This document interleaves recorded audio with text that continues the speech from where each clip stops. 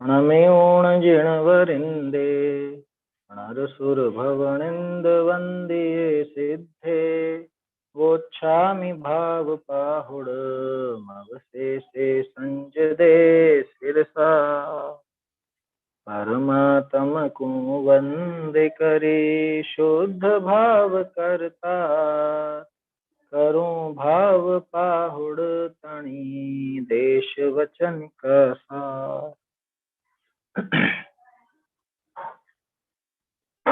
भाव पहुड़ ग्रंथ पर अपनी चर्चा है। आज तो रविवार है, गाथा पाठ करेंगे अपन। 39-40 तक हो गई ना, तो अपन 21वीं गाथा से पढ़ते हैं।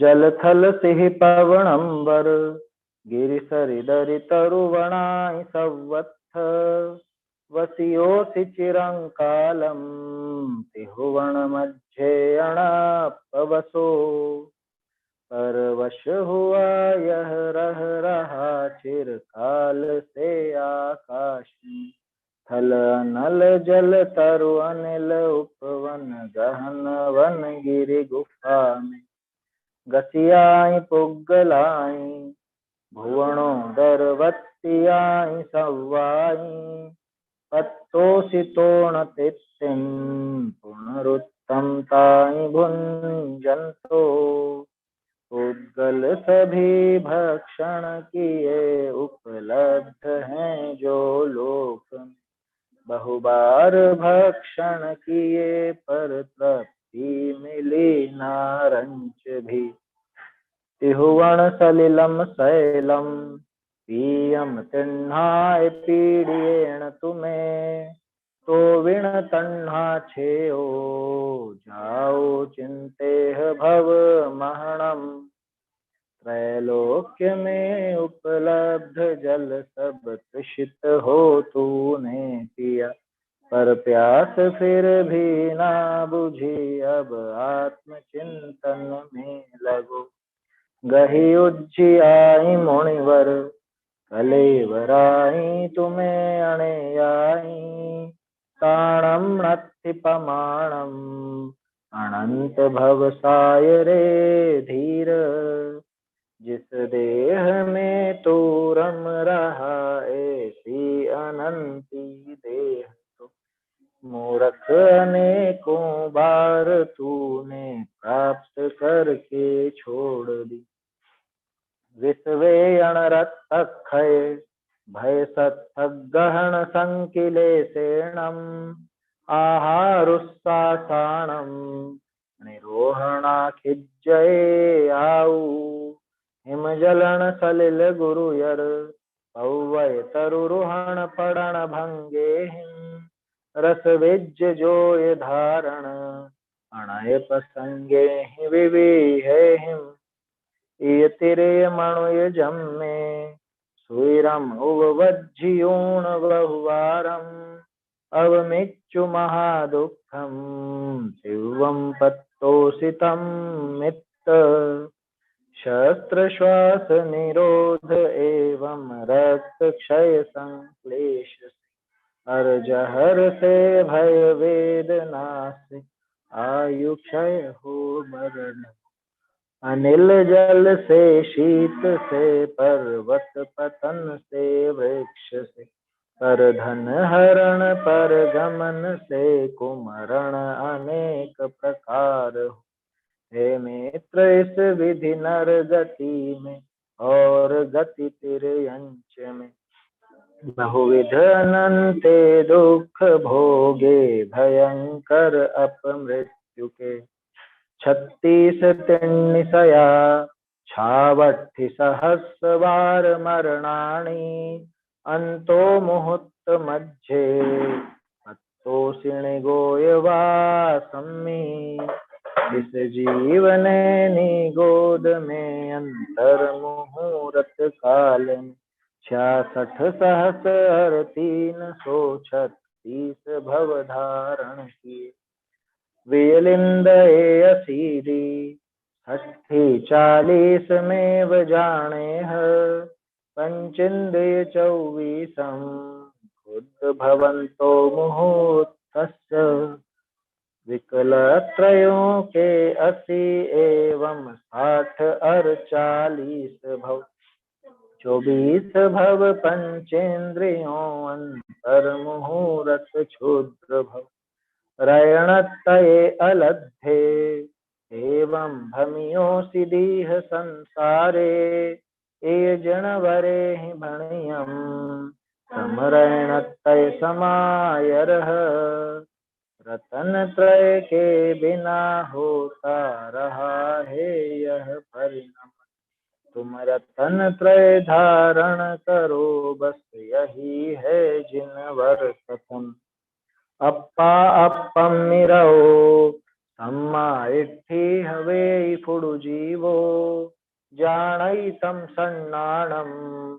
चरदिह चारित्तम गोत्ती निज आत्मा को जानना सद्य निज आत्मा रत जीव सम्यक दृष्टि जिनवर कथन से सोणत्थिदव सवणो एक मिनट अन्ने कुमरण मरणम अणेयजम मंतराय मरियोसी भावहि सुमरण मरणम जर मरण विनाशनम जीव तूने अनंत जन्म में अब तो समाधि मरण की भावना भवनाशिनी सोणत्थिदव सवणो परमाणु पमाण में तौणिलो जत्थण जाओ नमो पियलोय पमाणियो सवो नर कर दिगंबर वेश बारंबार इस त्रैलोक स्थान कोई शेष ना जन्मा मरा ना हो जहाँ कालमनंतम जीवो जन्म जरा मरण पीड़ियो दुखम जिनलिंगेण विपत्तो परंपरा भाव रहीयेण रे भावलिंग बिना जगत में हरे काल अनंत से आ जन्म और जरा मरण के दुख भोगे जीवन परिदेश समय पुगल आउग परिणाम नाम कालठम गहि उज्जियाय बहुसो अनंत भवसाय रे जीव परिणाम पुद्गल आयु एवं समय काल प्रदेश तन रूप पुद्गल ग्रहे त्याग जीवने इस लोक तेयालातिन्नितया रज्जूणं लोयखेत परिमाणं मुत्तूणट्ठ पैसा जत्थन ढुरुढुल्लियो जीवो दिन 8 मध्य प्रदेश राजू 340 परिमाण के इस लोक में जन्मा मरा ना हो जा एक एक अंगुली वाही छन्नवदी होंति जान मणुयाणम अवशेषे शरीरे रोया भण कित्तिया भणिया एक एक अंगुली में जहाँ पर 96 हो व्याधियां तब पूर्ण तन में तुम बताओ होंगी कितनी व्याधियां तेरो यादिय शैला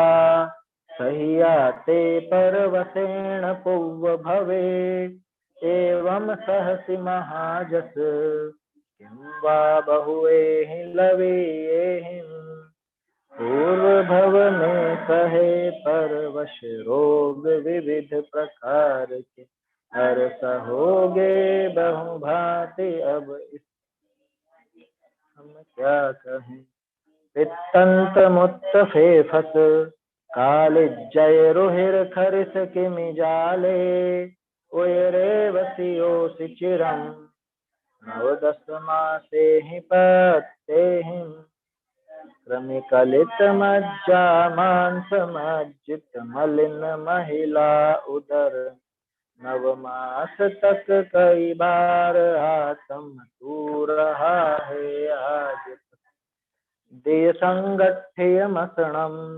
आहार्यमाय भूतमन्नान्ते छद्दिखरिताण मध्ये जठरे वसियोसि जननीये तू रहा जननी उदर में जो जननी ने खाया पिया उच्छिष्ट उस आहार को ही तू वहाँ खाता रहा। 40 तक अपनी गाथा हो गई थी। आगे का विषय देखना है। आज रविवार है, कोई और प्रश्न वगैरह हो या कोई चर्चा करनी हो अलग से तो देख सकते हैं।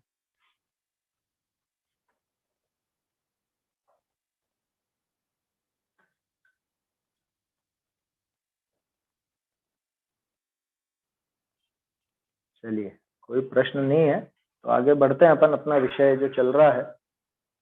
अपन ने देखा था 40वीं गाथा में भी कि एक गर्भ काल में मतलब जब तक ये जीव रहा 9-10 महीने, 39-40 दोनों गाथाओं में वही विषय था कि वहाँ कैसी गंदगी के बीच में रहा, कैसी कैसी घृणित जो वस्तुएं हैं उनके बीच में रहा। कुछ ऐसे नए नाम भी अपने को पढ़ने को मिले, फेफस, खरीस, ये सब चीजें, इन सबके बीच में ये रहा। भोजन भी इसका कैसा, जूठा भोजन किया, जो माँ ने खाया माँ के दांतों से लग करके, और ये सारा का सारा इधर गले से और अंदर होकर के ऐसा वो भोजन इसको मिला, और उस भोजन की तलाश में, उस भोजन की भूख में इंतजार करता रहे। वो जो सब गंदगी से मिला हुआ भोजन था वही इसने खाया, उसे खा करके ये वहां पर रहा है 9-10 महीने ऐसे करते हैं। ऐसी बात यहाँ पे आई थी। तो गर्भवास के अब इससे ज्यादा और क्या दुख दिखाएं, सारी तो चीजें बता दी, कैसी तो वहां परिस्थिति और कैसा भोजन है, सारी बात आ गई। वहां कैसे घुटन होती होगी ये भी विचार करना चाहिए। 9-10 महीने तक बिल्कुल ऐसे हाथ पांव सिकोड़ करके और एकदम ऐसे बैठा रहे, अपने से सिर्फ आधा पौन घंटा, 9-10 महीने छोड़ो, 9-10 मिनट भी कि बिल्कुल एक ही आसन से ऐसे कैसे बैठे रहो हाथ पांव सिकोड़ के, 9 मिनट ही ऐसे लगेंगे जैसे बहुत लंबा समय हो। उसमें अपन उकता जाएंगे, उसमें ही परेशान हो जाएंगे। एक अपने बराबर के थोड़े थकड़े डब्बे में अगर अपने को बिठा दिया जाए और वो डब्बा चारों तरफ से पैक कर दिया जाए, क्या स्थिति होगी। और ऐसी स्थिति वहां 9-10 महीने तक लगातार थी। घूमने फिरने की भी कौन सी जगह, बस वो ऐसे गोल घूम जाता, ऊपर का नीचे, नीचे का ऊपर हो जा, लेकिन वो कोई ऐसा मनमाना घूमना फिरना थोड़े ना, माने ना घूमने फिरने की जगह, ना कोई हाथ पांव फैलाने की जगह। अभी तो बच्चे जैसे सोते हैं ना पलंग,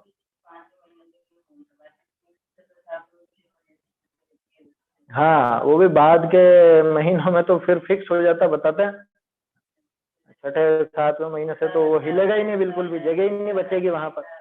तो ऐसे ऐसी दुर्दशा अपन होकर के आए हैं उस जगह, ऐसी परिस्थिति हमारी भी रही है और आगे भी होती रहेगी अगर भावलिंग धारण नहीं किया, तो सम्यक तो अगर प्राप्त नहीं किया, आत्मस्वरूप को नहीं समझा, तो ये दुर्दशा तो होती रहेगी, है ना। ऐसी बात है। अब आगे कहते हैं कि गर्भ से निकलकर इस प्रकार बालकपन भोगा, गर्भ से निकलकर ये बालक भी बना, तो बालपने में कैसी दशा हुई, कैसे कैसे दुख हुए। जैसे तो अपन खूब देखते हैं आजकल अखबारों में, खूब किस्से आते हैं बच्चों के भी, कि बच्चे ने ऐसा खा लिया, ऐसा हो गया, यहाँ से गिर गया, वहां से गिर गया, कोई उठा करके ले गया, तरह तरह की आपदाएं हैं। अभी तो वो सब कुछ भी ना हो तो भी देखो आचार्य देव कैसा बता, शिशु काले च अयाणे असूई मध्यम मिलो लियोसि तुमम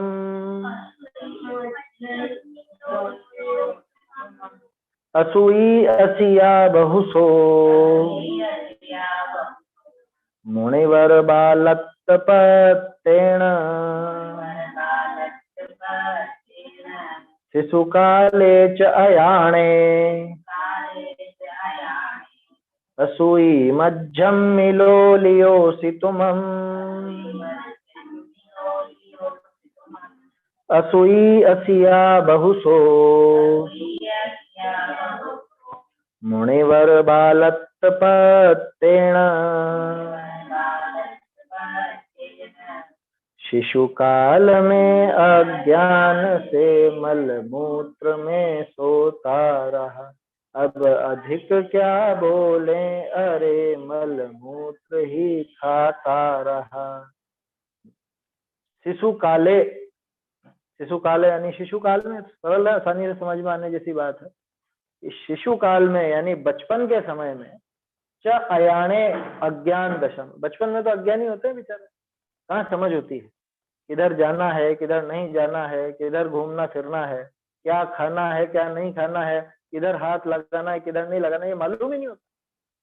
लोग व्यवहार से अज्ञानी रहते, कुछ पता थोड़ी ना बच्चों को। तो ऐसे अज्ञान दशा में असूई मध्यमी, असूई मतलब अशुचि, अशुचि मध्यमी यानी उसके मध्य में, अशुचि के मध्य में लोलियोसी, लोलियोसी मतलब क्रीड़ा करता रहा, खेलता रहा, लौटता रहा, उसमें ही लोट लगाता रहा। लोलियो सी यानी तुम ऐसे करते रहे, तुमम, देखो तुमम ये तुम के लिए बना और इससे आज भी तुम शब्द चलता है इसी। तुम बचपन में अज्ञान दशा में अशुचि के बीच में ही पड़े रहे, अशुचि के बीच में ही क्रीड़ा करते रहे, उसमें लौटते रहे, आए समझ। और सिर्फ लौटते नहीं रहे, असूई असिया बहुसो, बहुसो बहुश बहुत बार, अनेकों बार, तो असूई असिया, असूई यानी अशुचि को ही, अशुचि माने अपवित्र पदार्थ, गंदे पदार्थ, मल मूत्र आदि, तो वो मल मूत्र आदि को असिया, असिया मतलब खा लिया, नहीं होता है। गर्भ की बात तो जाने ही दो, गर्भ में तो गंदगी के बीच में ही था। अब यहाँ पर बच्चा छोटा है, 1-2 साल का, 3 साल का, हाँ जो भी है, उसमें क्या बड़े भी कर ले, उसमें कोई बड़ी बात थोड़ी ना। अब उसमें वहां पे उसने सूसू कर दी, पोटी कर दी, और उसी में वो उसमें लोट लगाता रहे।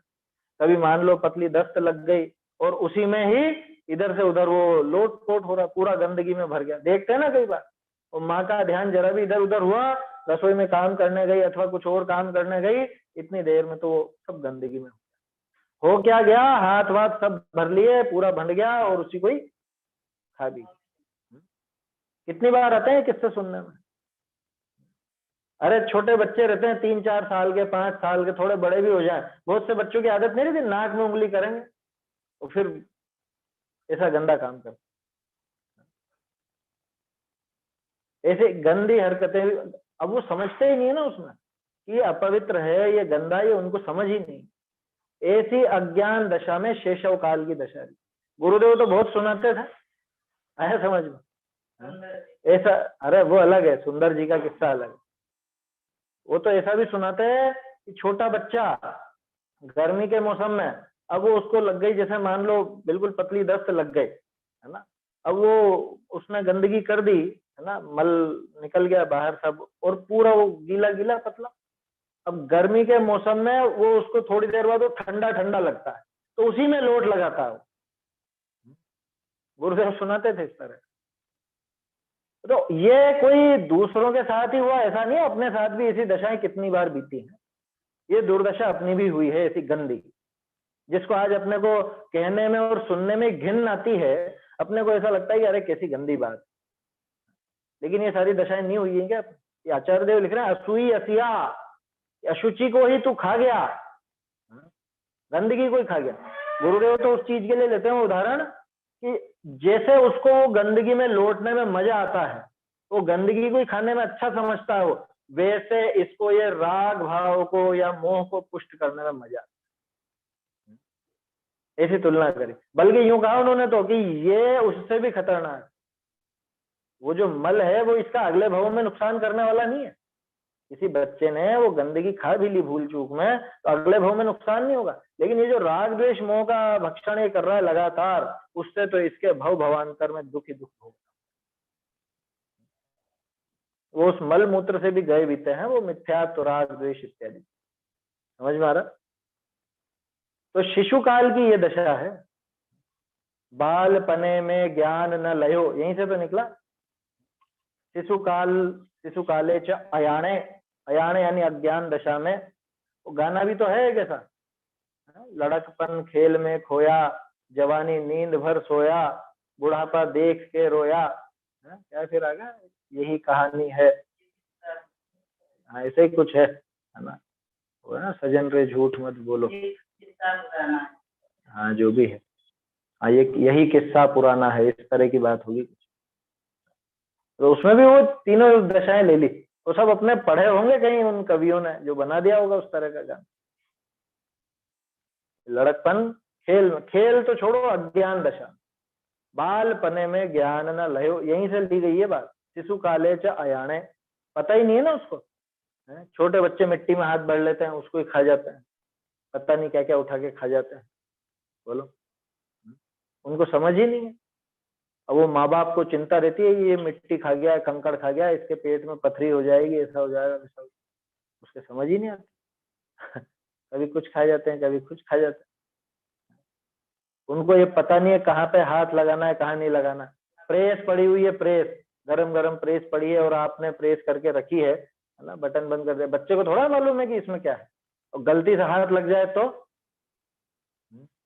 थोड़े दिन पहले ऐसा किस्सा सुनने को मिला था, वो जाने कहाँ का था, अपनी कोई जगह का, उसमें वो कुछ भोजन बन रहा होगा, दूध था, गरम गरम दूध की कढ़ाई थी, और वो 2-3 साल का बच्चा, शायद 2 साल का होगा, घुटने चलता होगा या तो पता नहीं, वो खेलता खेलता उसमें जाके चला गया, वो मर गया वहां।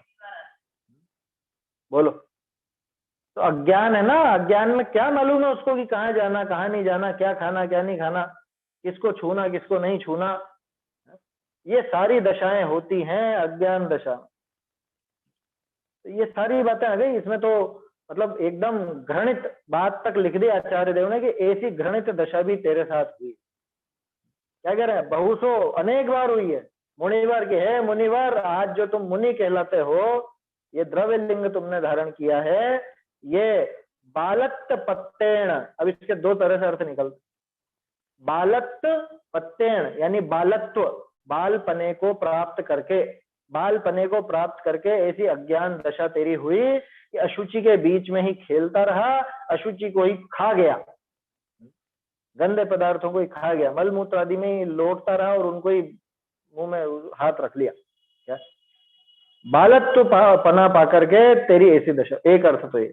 दूसरा बालत्त पत्तेण, तो बाल तपत्तेण, बाल तप करके, आज तक इस द्रव्य लिंग के कारण, द्रव्य लिंग में जो भी तप होगा सब बाल तप हो, क्योंकि द्रव्य लिंग अज्ञानी है, मिथ्या दृष्टि है, तो उस बाल तप के कारण, वैसे वो बालत्व पने वाली बात ही ज्यादा बैठती है, क्योंकि बाल तपेण हो जाता, फिर तपत्तेण नहीं होता वहां। ये बालत्व पत्तेण, बालत्व प्राप्तेन, यानी बालत्व पा करके तेरी ऐसी दुर्दशा हुई। मतलब गर्भ में तो गंदगी में था जो था ही, गर्भ में तो गंदगी का भक्षण किया जो किया ही, लेकिन बाहर निकल के भी अनेकों बार तू गंदगी में ही लिपटा रहा। छोटे बच्चे जब तक उनको बाथरूम वगैरह का बोलने को नहीं होता है, तब तक क्या करते हैं, वो कपड़े ही गंदे करते हैं, ऐसी दशा रहती है वहां पे। अरे देखो देखो कपड़े बदलो इसके, इसने सुसु कर दी, इसने पोटी कर दी, नहीं करते हैं सब। और ये तो जो ध्यान दे ले उसकी बात है, बहुत से बच्चों पे ध्यान ही नहीं रहता, अपने काम में लगे रहते, काम में लगे हुए। अरे और बहुत सी बातें हैं, बचपना मामूली बात थोड़ी ना। अभी कुछ दिन पहले एक ऐसा किस्सा सुनने को मिला था, वो पति और पत्नी दोनों के दोनों वहां चले जाते हैं अपनी नौकरी पर, और वो आया को छोड़ जाते। अब वो आया से रोने लगा वो बच्चा, बहुत रोता, बहुत जोर जोर से, छोड़ता ही नहीं माँ का पल। तो इनको शक हुआ कि ये क्या चक्कर है, दुबला भी होता जा रहा है, बीमार भी रह रहा है, और इसको देखते क्यों रोता है। तो फिर बाद में उन्होंने चुपचाप कैमरे लगाए, तब पता चला कि वो तो आकर के खुद उसका सारा खाना तो वो खा जाती और उसको मारती थी, जाने किन किन चीजों से मारती। हाँ ऐसे उठा के पटक देती और घूंसे वगैरह भी मारती, ऐसी ऐसी दुर्दशाएं हुई। ये कोई अभी हो रही हो ये चीजें, ऐसा नहीं है, ये होता आया है, और ऐसी दशाएं हमारे साथ अनंतों बार हुई। माने कितनी बात करें, मात्र अशुचि वाली बात नहीं है, बालपने में बहुत बहुत दुख है। हमें लगता है कि अरे सबसे अच्छी दशा है बचपन की, वो ये देख के लगता है कि खेलते रहते हैं, ऐसे रहते हैं, उसमें कैसी कैसी प्रतिकूलता आती है उन पर तो ख्याल ही नहीं जाता। हाँ, वो बोल ही नहीं सके। उसको समझ में नहीं आता है बच्चे को कि क्या कहना है, जब तक बोलना नहीं सीखता तब तक तो उसको भूख प्यास की भी कहना नहीं आता। तो माँ ने खिला दिया तो खिला दिया, माँ को ध्यान नहीं रहता इसी। पूजा में है, मांगे बिना देत नहीं दूध निज मात भी, ऐसा है। दश लक्षण की पूजा विधान में है मेरे ख्याल से, वहीं पे कहीं पर बिना मांगे तो माँ भी दूध नहीं देती। और ये बच्चा बोलना ही नहीं जानता हो, थोड़ा ऐसा हो कमजोर, बोलने में समझदारी कम हो, तो दुखी होता रहे। तो ऐसा बालकपन भोगा, आया समझ में। चलिए देखते हैं इसको अपन, इसका अर्थ और भावार्थ पढ़ता हूं।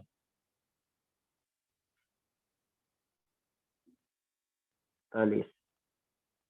हे मुनिवर, तू बालपने के काल विषय, अज्ञान अवस्था में अशुचि अपवित्र स्थान विषय, अशुचि के बीच लोट्या, बहुरी बहुत बार अशुचि वस्तु ही खाई, बालपना को पाए करी ऐसी चेष्टा। भावार्थ, यहाँ मुनिवर ऐसा संबोधन है, सो पूर्ववत जानना, जो बाह्य आचरण सहित मुनि होए ताही को यहाँ प्रधानपणे उपदेश है।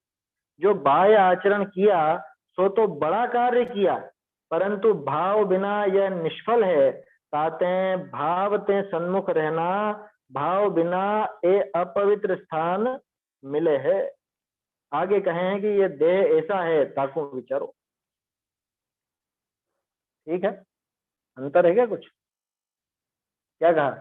हे मुनिवर, तू बचपन के समय में अज्ञान अवस्था में अशुचि स्थानों में अशुचि के बीच लेटा, 2 बार गलती से तो नहीं लिख गया, यार वो स्थान भी अशुचि, गंदी जगह पे ही लोट लगाता रहा, और अपवित्र स्थानों में अशुचि के बीच में ही लेटा, गंदगी के बीच, गंदगी के बीच में लेटा, और बहुत बार अशुचि वस्तु ही खाई। अशुचि सुनने में इतना बुरा नहीं लगता, ये अशुचि के स्थान पे आप जो भी गंदे पदार्थ है उनको रख करके देखो, विष्ठा मल मूत्र इनके बीच में रहा और इनके बीच में लोटा, इनको ही खा गया, तब कैसी घिन आती है। ये दशा हुई है, अभी उदाहरण लिए तो हैं अपन ने, बार बार क्या दोहराए। बचपन को पाकर इस प्रकार की चेष्टाएं की। अब बोलो बचपन कितना अच्छा है? कितना अच्छा है बचपन। यहाँ लगता है बचपन बहुत अच्छा बहुत अच्छा, अरे ऐसी ऐसी दुर्दशा भी बचपन में होती है।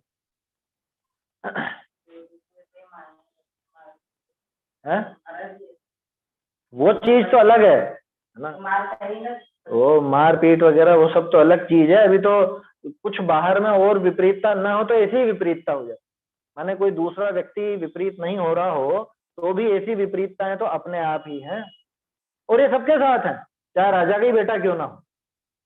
समझ में आ रही बात है? राजा का राजकुमार आदि क्यों ना हो, तो बचपन में ऐसी गंदगी में तो वो भी लोटे हैं, उसमें क्या बड़ी बात। अरे वो विश्व सुंदरी क्यों ना हो, है विश्व सुंदरी के बच्चे हों, या बहुत जो विश्व का सबसे अमीर व्यक्ति हो उसके बच्चे हों, उनके भी तो ये सब गंदगी होती है, ऐसा भी हो। बचपन को पाकर इस प्रकार चेष्टाएं की। एक तीर्थंकर को छोड़ देना, उनका बचपन अलग ढंग का रहता है, उसका उसकी बात भी नहीं है यहाँ पे। तो सामान्य जो मिथ्या दृष्टि जीव हैं जिनको ऐसी दशाएं मिलती है उनकी बात। द्रव्यलिंगी मुनि को संबोधन है वैसे। भावार्थ, यहाँ मुनिवर इस प्रकार संबोधन है, वो पहले के समान जानना। पहले के समान माने जैसा पहले वर्णन किया ना, मुनिवर मुनि प्रवर महायश तरह तरह के शब्द आए, तो वहां मुनि का अर्थ द्रव्यलिंगी मुनि से, भावलिंगी से नहीं है बात है, क्योंकि वो जो भ्रष्ट हो रहा है उसको संभालना है ना, भावलिंग की प्रधानता दिखानी है। तो द्रव्यलिंग जिसने धारण कर रखा है उसको यहाँ पे संबोधन है, हे मुनिवर, बाह्य आचरण सहित मुनि हो, उसी को यहाँ प्रधान रूप से उपदेश। मतलब बाहरी आचरण से तो मुनि दिखता है, कैसा बाहरी आचरण से कि नग्न है ना, कोई ऊपर से वस्त्र वगैरह नहीं है, पीछे कमंडल है, और कहने को 28 मूल गुण भी उसने प्रतिज्ञा ले रखी है, ऐसे व्यक्ति को ये उपदेश। बाह्य आचरण सहित मुनि हो, उसी को यहाँ प्रधान रूप से उपदेश है कि बाह्य आचरण किया वो तो बड़ा कार्य किया है ना, परंतु भावों के बिना ये निष्फल है कि काम तो बहुत जोरदार किया तूने, लेकिन ये काम फल तो तब देगा जब इसके साथ भावलिंग हो। वो द्रव्य लिंग कुछ भी फलदायी है क्या भावलिंग के बिना? बिना भावलिंग के वो द्रव्य लिंग रंच मात्र भी फलदाता नहीं है। अगर इस द्रव्य लिंग को सफल बनाना है तो तुमको निश्चित तौर पर भावलिंग धारण करना चाहिए। ये आदेश है, उपदेश। ये तूने द्रव्य लिंग बाहरी आचरण किया, ये तो बहुत बड़ा कार्य किया, लेकिन भावों के बिना तो ये निष्फल। इसलिए भाव के सन्मुख रहना, भावों के बिना ही ये अपवित्र स्थान मिले हैं। तो आज तक भावलिंग तूने धारण नहीं किया, अपने आत्म स्वभाव को नहीं समझा, इसीलिए ये सारे के सारे भाव मिले तुझे, ऐसी दशाएं मिली। क्यों वो बचपन आवे नहीं तो बताओ, कि पैदा होंगे तो बचपन नहीं आए? अरे तो पैदा ही क्यों होना, वापस भाव धारण ही क्यों करना? यहाँ ये बात है, भाव धारण करेगा, बार बार संसार में जन्मेगा, तो ऐसे बचपन की दशाएं भी होंगी, और ये दशाएं होती रहेंगी अगर तू भावलिंग पर जोर नहीं देगा, उसे नहीं समझेगा। इसलिए भाव के सन्मुख रहना है, समझ ली? भाव के सन्मुख रहना मतलब भाव को, भावलिंग को मुख्य कर, क्योंकि भावों के बिना ही, भावलिंग के बिना ही ऐसी अपवित्र दशा होती है, ऐसे अपवित्र स्थान मिलते हैं। ठीक है, सरल है गाथाएं तो समझने जैसी है। देखो बहुत लोगों को ऐसा लगेगा अरे कैसी कैसी गंदी गंदी बातें लिखी है आचार्य देव ने, सुनते ही घिन आती है। अरे तो ये असली दशाएं हुई है ना हमारे साथ, और वो दशाएं अगर इतनी बुरी लगती हैं तो यही तो कह रहे हैं कि अब ऐसी दशा ना हो, ऐसा काम करो, ऐसी विपरीत दशा, ऐसी गंदी दशा हमारी ना हो, ऐसी अशुचिता के बीच में न रहना पड़े, ऐसा देव का उपदेश। आगे कहते हैं कि ये देह इस प्रकार है, उसका विचार करो। कैसी है देह? ऐसा है शरीर, बहुत अशुचि है, अपवित्र है, 9 द्वार बहे घिनकारी है, और बहुत सारी बातें आती है, मलमूत्र भाड़ा भरा गाढ़ा। तो कैसा है ये शरीर, किन से भरा हुआ है, कैसे से बना हुआ है? देखो 42वीं गाथा। मनसट्ठि सुख सोणीय पित्तंत पित्तंत सवत्त कुणिम दुर्गंधम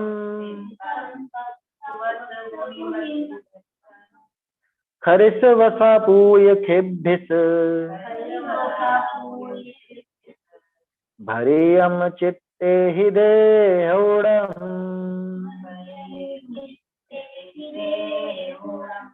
मनसट्ठि सुख सोणीय पित्तंत सवत्त कुणिम दुर्गंधम खरिस वसा पूय खिब्भिस भरियम चित्ते हि देहौडम यह देह तो बस हड्डियों श्रोणित वसा अर मांस का, हे पिंड इसमें तो सदा मल मूत्र का आवास। देखो क्या कह रहे हैं, मंस, मंस यानी तो मांस है ना, मांस के लिए मंस। अट्ठी, अट्ठी वस्त्र में मिला हुआ है, हड्डी है ना, अस्थि, अस्थि का बना अट्ठी, अट्ठी का हो गया हड्डी।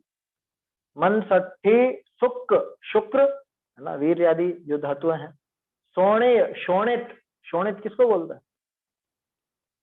शोणित माने खून है ना, क्या है? खून ही है। पित्त, पित्त जानते ही अपन, कल भी बात आई थी। अंत, अंत मतलब आंत, ठीक है ना, आंतें जो हैं वो। पित्तंत, फिर सवत, सवत यानी जिसमें से स्राव होता रहे, स्राव माने बहता रहे, जैसे नाली में लगातार कुछ बहता रहता है, ऐसे ही शरीर में लगातार खून तो बहता ही है पूरे शरीर में, इसके अलावा मल मूत्र आदि का भी बहना होता ही रहता है। स्रवत, और क्या बहता है कि कुणिम दुर्गंधम। कुणिम, कुणिम का क्या अर्थ? कुणिम है गंदा खून, ऐसा लेना। दुर्गंध, दुर्गंध तो जानते हो कि गंदा खून और दुर्गंध इस शरीर से लगातार स्रवत यानी बहती रही। तो दोनों बातें आ गई यहाँ पर। देखो, अच्छा, कुणिम का एक और अर्थ होता है, वो जो मरा हुआ होता है ना, सड़ा लाश, लाश, हाँ? लाश में से जैसी गंदी बदबू आती है, वो बदबू इसके अंदर है। दुर्गंध तो अलग है ही सही, कुणिम का अर्थ यहाँ पे सड़ा हुआ मांस, खून इत्यादि लेना, सड़ा खून, सड़ा मांस, ऐसा। तो सड़ा माने क्या, वो जैसे मरे हुए शरीर में होता है, किसी के घाव में से इतनी गंदी बदबू आए, या किसी के जैसे बिल्कुल कोई मर जाता है तब कैसी बदबू आती, तो मरने पर बदबू आई कहाँ से है? वो है तो इस शरीर की, तो इस शरीर में से ही बहता है वो सब, वो गंदा खून भी, वो दुर्गंध भी, वो सब स्रवत यानी कि इससे बहते रहते। स्रवत आया ना। खरिस, खरिस शब्द कल भी आया था। खरिस का अर्थ वो खून आदि से मिला हुआ अपक्व मल, श्लेष्म आदि से मिला हुआ अपक्व मल, जिसको अपन देशी भाषा में आंव बोलते हैं। खरिस, वसा, वसा माने चर्बी, चर्बी भी तो भरी है ना इस शरीर में, हड्डी मांस के अलावा चर्बी भी है। पूय, पूय का अर्थ गंदा खून। बहुत से स्थान पे पूय का अर्थ विष्ठा से भी होता है। हाँ, पीप से, पीप से भी होता है। राज तो आ गया ना, तो राज अलग से कहाँ है, जो गाथा में कहाँ है राज? पूय का अर्थ पीप से ही है। खिब्बिस, खिब्बिस माने मल, विष्ठा, है ना, एक खिब्बिस है। देखो, ये तरह तरह के शब्द हैं, आसानी से आपको पढ़ने को नहीं मिलेंगे हिंदी में, ये प्राकृत भाषा के विशिष्ट शब्द हैं। तो ये भाषा तो सीख ही रहे हैं अपन इस तरह से, और क्या है। खरिस, वसा, पूय, खिब्बिस, भरियम, ये सब भरा हुआ है। चित्ते ही, ऐसा चिंतन करो, क्या, ऐसा विचार कर, ऐसा चिंतन कर कि कहाँ भरा हुआ है सब? देह उड़म यानी देह कुटी में, देह रूपी घट में, इस शरीर रूपी घट में, बिल्कुल यहीं से उठा के ले लिया हो। मल मूत्र भांडा भरा गाढ़ा, मल मूत्र भांडा, भांडा मतलब वही शरीर जैसा बड़ा वो, हाँ, घड़ा होता है, उसको भांडा कहा जाता है। ऐसे देह उड़म, देह कुटम, देह रूपी जो कुट है, देह रूपी जो घड़ा है, किससे भरा हुआ है? ये मांस से, अस्थि से, शुक्र से, शोणित से, पित्त से, आंतों से, और जिसमें निरंतर कुणिम और दुर्गंध, दुर्गंध ये दोनों बहते रहते हैं। तो खून और दुर्गंध बहते रहते। खरिस से, वसा से, पूय यानी पीप से, हिब्बिस से, 12 चीजें बता दी। 12 वस्तुओं से तो भरा हुआ है, इनसे भरा हुआ ये मल का घड़ा है, ये शरीर को ऐसा विचार। कल भी अपनी चर्चा चली थी, ऐसा विचार होवे तो फिर क्यों इसको सजाने संवारने में समय बिगाड़ा है? व्यर्थ के क्यों और वो जो सौंदर्य प्रसाधन होते हैं उनका इस्तेमाल क्यों करें, जब पता है कि अंदर से तो ऐसा ही है। ऊपर से कितनी लेपापोती कर लो, भरा हुआ तो इसमें ही है, यही सब है। कितने भी क्रीम पाउडर चोपड़ लो, है ना, कितनी भी और चीजें लगा लो, अंदर से कुछ होने वाला थोड़े ना। अच्छा देखो, एक और चीज है, अभी गंभीरता से विचार करना, ये शरीर से कौन सी अच्छी वस्तु बाहर आती है? इसके अंदर से क्या निकलता है बाहर? पसीना एकदम गंदा, जितने भी तरह के मल है ना, चाहे आंख के, नाक के, कान के, मल मूत्र आदि और जो जो भी हैं, वो सब बिल्कुल गंदे। बदबू भी इसमें से गंदी। कभी खुशबू निकलती है क्या अपने आप? उस बदबू को दबाने का उपाय करते हैं, उस पसीने को दबाने का उपाय करते हैं, और चीजों को दबाने का, उनको ढकने का उपाय करते हैं। अरे उसमें जो भरा है वो तो निकलेगा ही निकलेगा ना, वो उसका स्वरूप है। आप स्वरूप बदलना चाहते हो? इतना भारी कर्तृत्व तो इसके दिमाग पे छाया हुआ है कि एक तो ये उस वस्तु का स्वरूप बदलना चाहता है, दूसरी बात इसने इसको उस रूप में स्वीकार किया ही नहीं। ऐसा है तो स्वीकार करो। आचार्य देव तो कह रहे हैं कि ये विचार कर, लिखा तो है चित्ते ही देह उड़म, के देह कैसी है इसका विचार कर। ये जो शरीर तुझे मिला है, और जिस शरीर को देख देख के तू गर्वाता है, गर्वित होता है, और बहुत इठलाता रहता है कांच में देख देख करके, है, अपने फोटो खींच खींच करके भेजता है, चढ़ाता है, दूसरों को दिखाता है, देखो मैं कैसा लग रहा हूँ, मैं कैसी लग रही हूँ। क्या कह रहे हैं? इनसे भरा हुआ है ये पोटली, पूरी की पूरी इनसे भरी हुई है। समझ में आ रही है बात? ये शरीर के बारे में ऐसा चिंतन कर, ममत्व तोड़ इससे, ये इतना गंदा, और मैं तो परम पवित्र आत्मा हूँ, परम पवित्र पदार्थ हूँ मैं तो जगत का, मेरे जैसी पवित्रता तो किसी में भी नहीं, ये वास्तविकता है ना। आत्म स्वरूप के बारे में ऐसा चिंतन कर, वो तब हो पाएगा जब ये इस शरीर पर से दृष्टि हटाए, शरीर से ममत्व छोड़ेगा, शरीर का एकत्व छोड़ेगा, या शरीर के प्रति जो इसका तीव्र राग है वो छोड़ेगा, तभी जाकर के हो पाए। और आचार्य देव राग तुड़ाने के लिए यहाँ पे ये गाथा में ऐसा कि तू देह की कुटी का ऐसा विचार, इस देह रूपी कुटी में अथवा देह रूपी घड़े में क्या क्या भरा हुआ है, ये चीजें भरी। समझ में आ रही बात? जैसे जिनवाणी द्वादशांग कहलाती है ना, ऐसे ही ये शरीर भी, ये 12 अंग है शरीर के, 12 के 12 खोटे। जिनवाणी तो सर्वोत्कृष्ट, जिनवाणी तो सर्व महान, लेकिन शरीर के जो अंग बताए हैं, ये सब चीजें बताई हैं, ये सारी की सारी अत्यंत घृणित, दुर्गंधित, खोटी, जिनको देख देख करके या जिनके बारे में सुन करके हमको बहुत बुरा लगे, ऐसी ये वस्तुओं से ये शरीर भरा, और ये पता नहीं क्या इसमें इतना मुग्ध होकर के बैठा है, इसको विचार चलता है मैं इसको सजा लूं, संवार लूं, या कुछ और कर लूं, ऐसा दिखूं, ऐसा हो तो जाता नहीं, उससे होता जाता तो कुछ है नहीं, लेकिन इसके दिमाग में ऐसा बैठा है कि मैं इसको इस तरह से रखूं, ऐसी विपरीतता है। समझ में आई बात? देखिए इसका अर्थ और भावार्थ पढ़ देता हूं। 42। हे मुने, तू देह रूप घटकों ऐसे विचार, इस देह रूपी घड़े का ऐसा विचार कर, कैसा है देह घट, मांस और हाड़, हाड़ माने हड्डी, और शुक्र कहिए वीर, और शोणित कहिए रुधिर, और पित्त कहिए उष्ण विकार, उष्ण विकार ही होता है पित्त, एसिडिटी, और अंत्र कहिए आत, ते श्रवते झरते, तिनी करी तत्काल के मृतक की स्यों दुर्गंध है। लो, तत्काल का कोई मरा हुआ हो ना, उसके जैसी दुर्गंध है। आत ते श्रवते झरते, अच्छा हाँ तो ये नोट कर लो, आदि तत्काल आदि,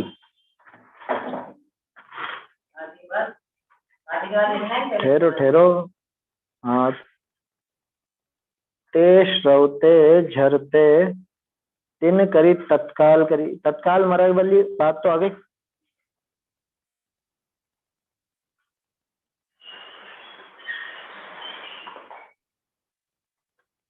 आदि के बाद लिखो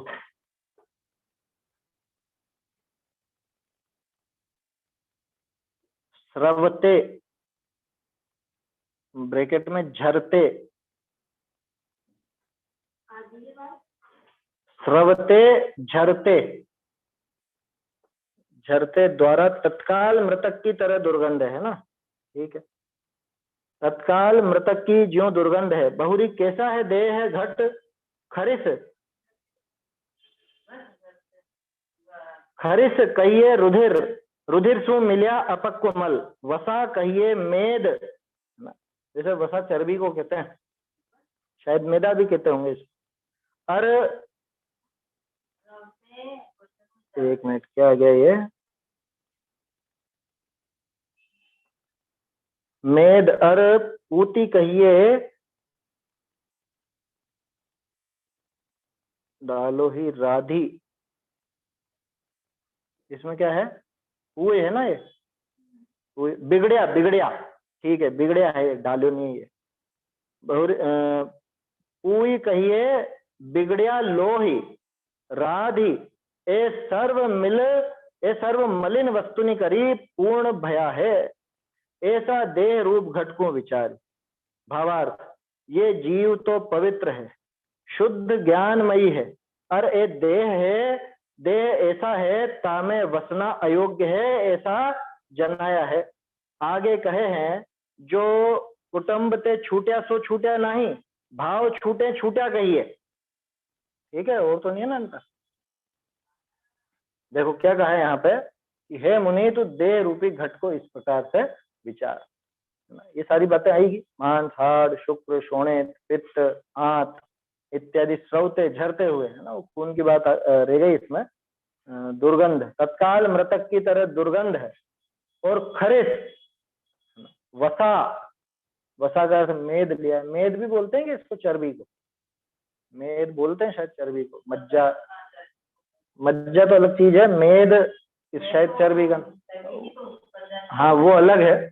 मेद जो एक वो गिठान जैसी होती है वो तो अलग चीज है, बाकी यहाँ चर्बी के लिए मेद का है।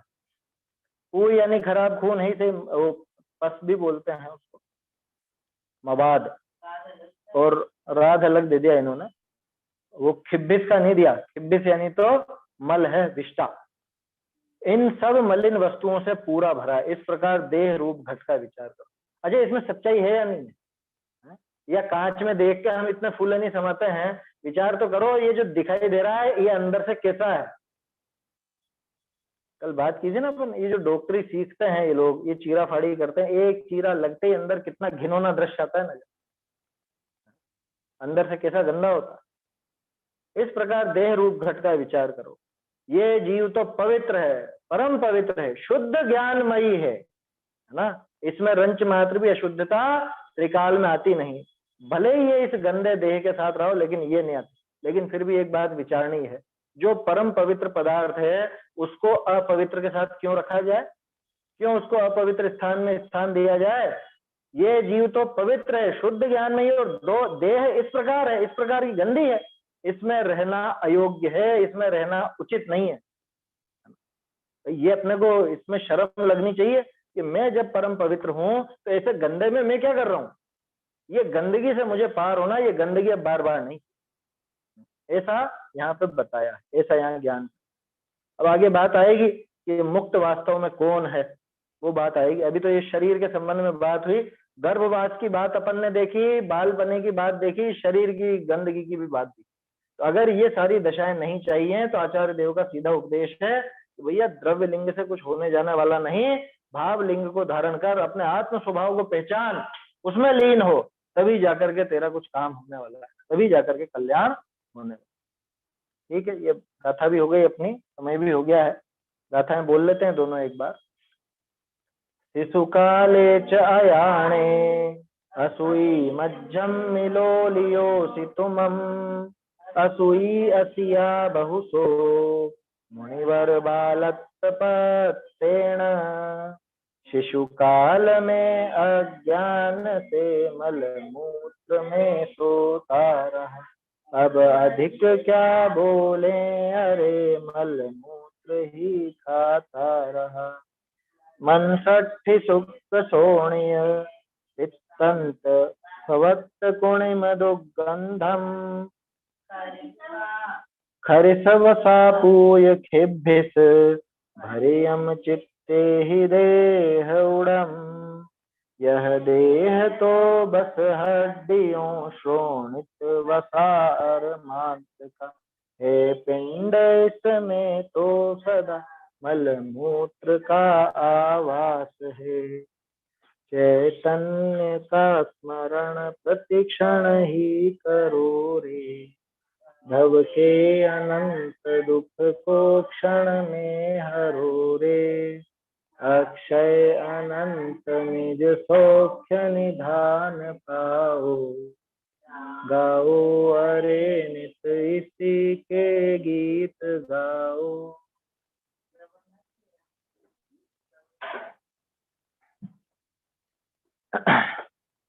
जिनवाणी स्थिति।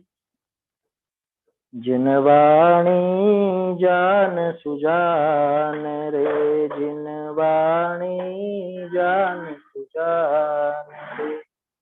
लाग रही चिरते विभावता, लाग रही चिरते विभावता, ताको कर अवसान रे, जिनवाणी जान सुजान।